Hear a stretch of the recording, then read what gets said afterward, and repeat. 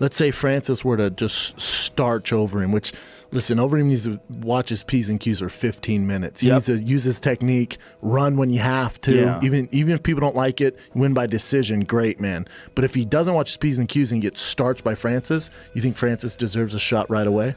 If Francis starches him, Francis is the hottest commodity in the heavyweight division. So he deserves a title shot. Yeah, I think Overeem is ranked. He's number one. No, he's number one. Kane's not number one? No. Okay, so he's number one, which is crazy for him to take this fight. And right? Verdum's number 2. So no one knows, and that's really nuts, because that fight, like those two had, boy, that was as close a fight as you can get, and most people thought that Verdum won. I think Verdum did win. No one got robbed, though. No one got robbed. But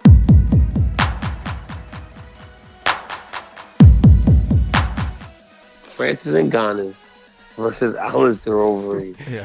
What did you guys think of that? What the fuck, That man? was nuts. Like, I'd never seen Ngannou fight before. And, That was like a Street Fighter yeah, uppercut. we were just sitting there, and I was like, God, like, oh, he's huge. Oh, you know what? And the first I was like, told Margo, Overeem's about the same size, except for his head's, like, dinky.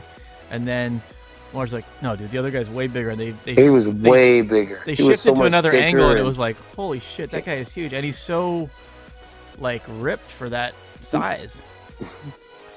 So that was, yeah, and then it was just, I mean, I don't even know how to describe that punch. I was just, I mean, it was one of the few times where they kept saying, Overeem's still down and his toes are still curled up and he's still stiff as a board, and it was like, dude, is he dying? Like it started to freak you out.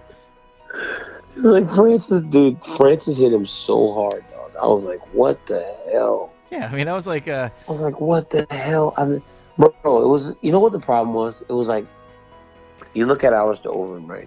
And Alistair Overeem is a big guy, massive guy. But when he got in there with Ngannou, he looked kind of slim and skinny, and he never looked skinny compared to people. but he always looks like Overeem's head always makes it you realize he's a certain size, and then everything except. Anyway, Francis Ngannou. Is that where we're starting? Jesus Christ, man. I mean, when we broke it down at Fox, I said there was that thing. He was at the Performance Institute. There was a little feature where it showed him hitting this computerized pad, if you will, and it measures the force. And I think it was the record that they had already. That was Tyrone Spong.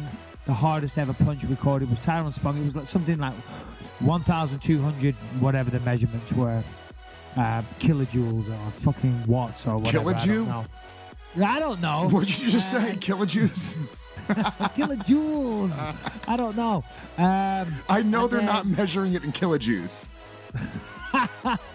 No, but kilojoules. I think that's energy measurement, but it's not. I think it was watts or whatever. Who cares? And then he smashed it. It was like 1,500 or something like that. So he officially has the hardest ever recorded punch in history, which is amazing. And we said Alistair Overeem, he had the experience, almost. Well, that was his 60th fight.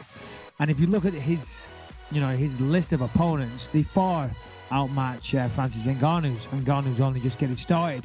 And we were like, but he only has to connect one time. That's how hard he hits. Yeah. And the fight started, Overeem tried to take him down, pushed him up against the fence.